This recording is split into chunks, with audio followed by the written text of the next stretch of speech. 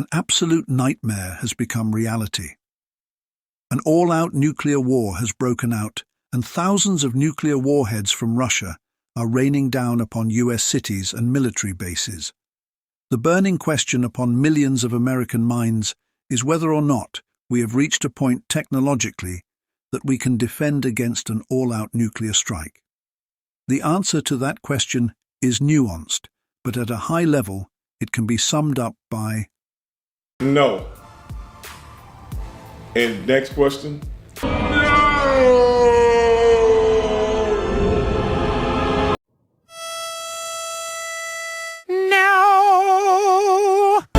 Hell no. To the no, no, no. Yeah.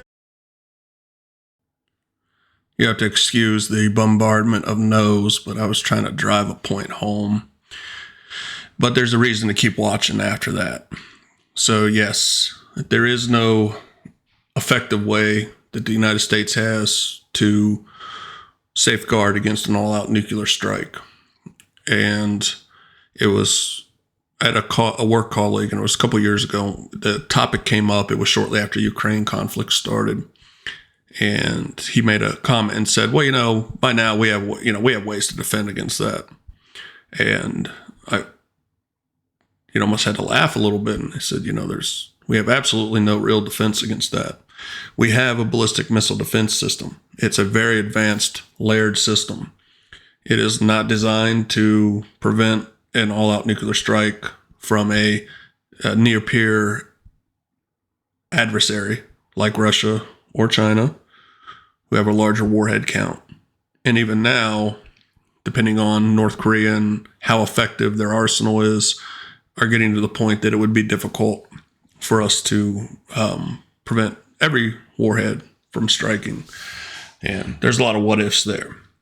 You see some footage here too, kind of piping in, of what is the Ground Based Midcourse Interceptor and some of their test launches.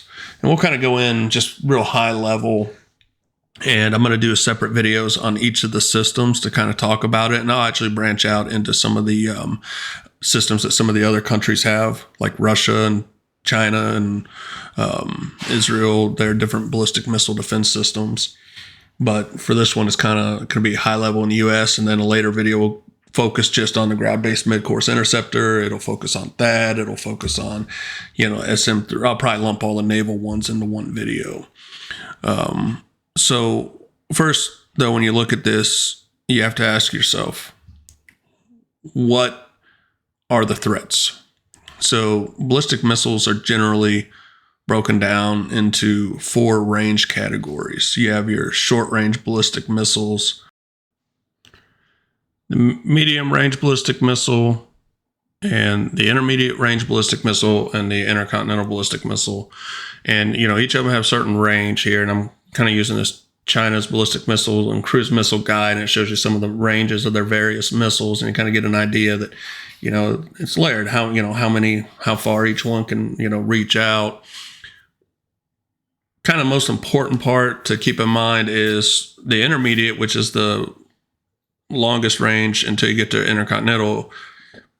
Maximum is about 5,500 kilometers or 3,418 miles, which for our greatest adversaries that are nuclear armed, you're looking at Russia, China, potentially North Korea, their short range, medium, and intermediate range would not be able to strike the United States. So the only missile systems that they have that would be able to strike the United States would be intercontinental ballistic missiles, whether it's land silo based or sub-launch ballistic missiles. We're surrounded on 2 sides by oceans. The other 2 countries that line up to us are both large countries, and they are both non-adversarial countries, at least right now, depending on current events. But all jokes aside, they're not nuclear armed countries. They're not going to be launching, ballistic missiles at us anytime in the near future. So for missile defense, it's going to be, can we defend against intercontinental range ballistic missiles? Well, you do have a system. That's what we talked about, Ground Based Midcourse Interceptor. And if you look, like even in this graphic, it kind of shows you the trajectory of a ballistic missile. It's going to launch in its boost and ascent phase. It's going to have a midcourse phase where it's out of the atmosphere, traveling from one end to the other, and then it's going to have a terminal or reentry phase where it comes back in the atmosphere, comes barreling into the ground at hypersonic plus speeds. And so, for those that aren't aware, hypersonic missiles and rockets have been around for decades. I mean, they used it in the space program. What really gets all the attention is hypersonic glide vehicles, which are able to redirect their trajectory during reentry, and or not necessarily reentry if it's a hypersonic glide cruise missile, but you get the idea. So those are ICBMs are coming in at whatever 20 Mach or whatever speed it is. So they're coming in very, very fast. So for ICBM defense, they're designed around intercepting in the mid-course phase. So the United States has a ground-based midcourse interceptor. It's in the name, midcourse. It also has the naval-developed SM3, should be the Block 2A missile, which has intercepted a ICBM-like target during a test. It wasn't necessarily designed specifically to intercept ICBMs, but it is the potential that it could. And it also has the range that it could do that. What else is there? Well, in the United States, we have THAAD, which is designed to intercept up to an intermediate range ballistic missile, which in the continental U.S., it's not really a threat that we're going to potentially face, but it is designed to intercept up to an intermediate range. Could it intercept an ICBM? It's possible, right? But it's extremely unlikely based on how it's designed. It is not designed to intercept in the mid-course phase. It's designed to intercept in the terminal or re-entry phase. That's when it's traveling very, very fast. And as you get to a larger range missile, larger the range, the faster it is coming in. And so that's why it'd be very difficult for THAAD to intercept an ICBM. Would they attempt in the event of an all-out nuclear war? Yes, I'm sure they're going to shoot everything they possibly can. The Navy does have a variant similar to THAAD. It's the SM6. It's, again, designed to intercept in the terminal phase. Difference being that THAAD is a kill vehicle, so the interceptor is meant to actually directly hit the incoming warhead. SM6 is designed to take it out by its blast radius. If I didn't cover it earlier, the ground-based midcourse interceptor is designed for a kill vehicle. But again, we'll get more in-depth into that in their videos. We also have some other systems out there. Again, another terminal defense one would be the Patriot system, but Patriot's not even rated up to an intermediate range. And so it'd be extremely unlikely. Aegis Ashore, which utilizes the naval variants, similar like the SM6, SM3. There is Aegis Ashore in Hawaii. There's also one based in Europe, so it could potentially be engaged as well. But it's a numbers game. 44 ground-based midcourse interceptors, and the number of warheads that would be coming in the event of a nuclear conflict would be magnitudes higher. Let's say it's not an all-out war. Let's say it is a limited strike. Let's say it's 10 incoming warheads. Could they effectively intercept those? The ground-based midcourse interceptor has been tested several times. The last 4 tests have been successful. There's obviously been some failures in there. And again, it can fail for different reasons. And we'll get deeper into that, but it could fail because of the first stage rocket, second stage, or the kill vehicle. But they have been successful. But there's always going to be a difference between a planned test and the unknown if it were to launch. Incoming warheads are oftentimes going to have decoys, they're going to have shaft, they're going to have other things that are going to try to prevent the interceptors from being able to intercept them too. Of course, the interceptors are designed to try to defeat those decoys. It's a game, but ballistic missile defense is a numbers game. And the numbers are always going to favor the attacker over the defender. From a financial standpoint, I believe it's about 70 million per ground-based midcourse interceptor, and we have 44 of them. We are going to expand that number, and they are developing the next generation interceptor. But right now, that's what we have. Is there systems being developed that could? Well, then you start getting into different concepts, like the brilliant pebbles concept.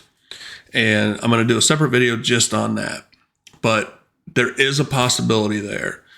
That is a possible working thing. But there's always going to be inherent risk when you're looking at ballistic missile defense or nuclear defense in general. What is that risk? Well, if you see like this graphic here, okay, yeah, might be designed to destroy ICBMs, but you could have cruise missiles, which are going to have a lower flight trajectory. You could have hypersonic glide vehicles. And again, most of those don't have the range right now, but they are working on that. So they're, Russia was working on that nuclear-powered cruise missile. It's a whole nother topic right there. But, there's always that possibility for the development.